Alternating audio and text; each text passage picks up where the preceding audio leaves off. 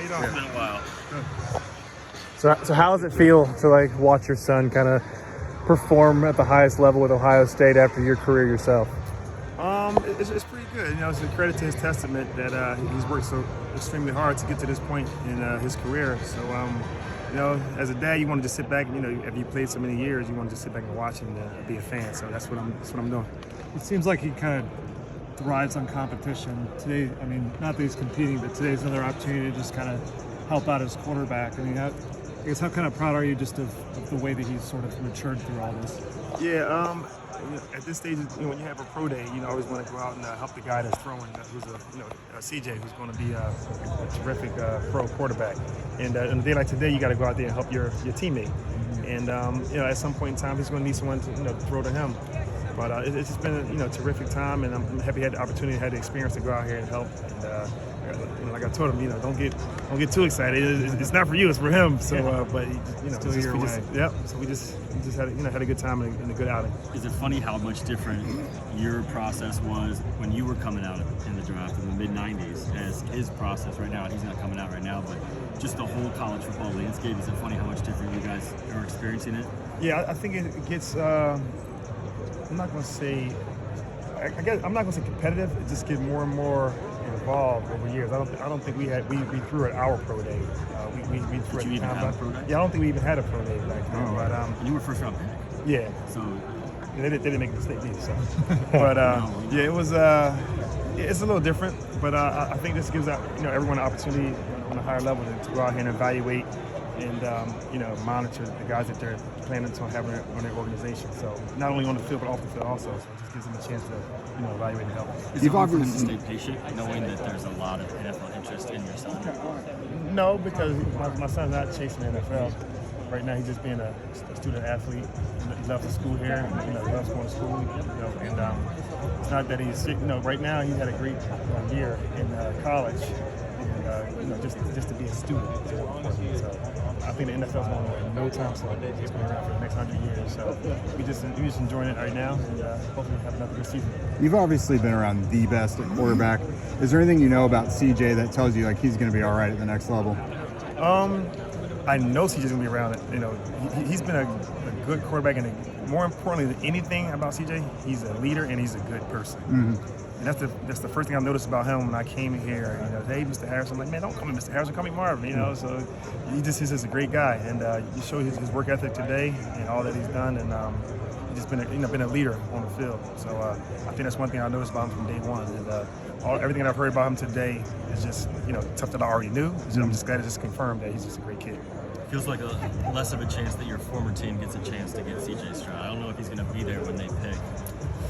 I don't. Although your former team needs a quarterback. Yeah, my team does need a quarterback, but I don't think that as good as CJ is, and we're at number 4. I just don't think so. I would love to see it, but I'm not. I don't know what to predict, but I'm just sure he's going to be very high off the board. It's going to be around long. Marvin, you're obviously, this is normal for you, but what's it like? The whole NFL, it feels like, is here. All these head coaches and GMs to watch these Ohio State players, to watch your son and CJ. Just what's it like, do you think, for those guys to have the league here for them?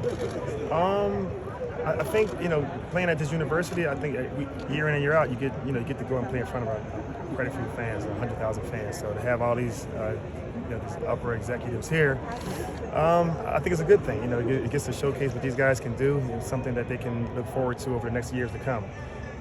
Unfortunately, 31 teams are going to have to play against CJ, and then one team's going to be the lucky team to be able to draft him and play with him. So it's going to work both ways. Was your pro day like this back in the day? We were just talking. I don't think we had a pro day back then. So we worked out at the combine, but we didn't have a pro day at our university. Hey Marvin, I'm wondering, as you were raising Marvin Jr., how much of his skill came from you, and how much was that just him working his butt off, doing it on his own, or other coaching? It was a combination of everything you just said. So, myself, when you're growing up, you watch a kid and you try to coach him to be the best you can be. And then when he gets to high school, you learn different things. And then, over the years, you get here at university, you had Heartline, coaching with him. So it's just a process that's over a lifetime. Not everyone says, why is he so good? Well, it didn't happen yesterday. It happens over time. And then the most credit goes to him because he could just be some guy that just thinks he's better than everyone else, but it didn't work. But this is the opposite. He worked very hard to get where he is.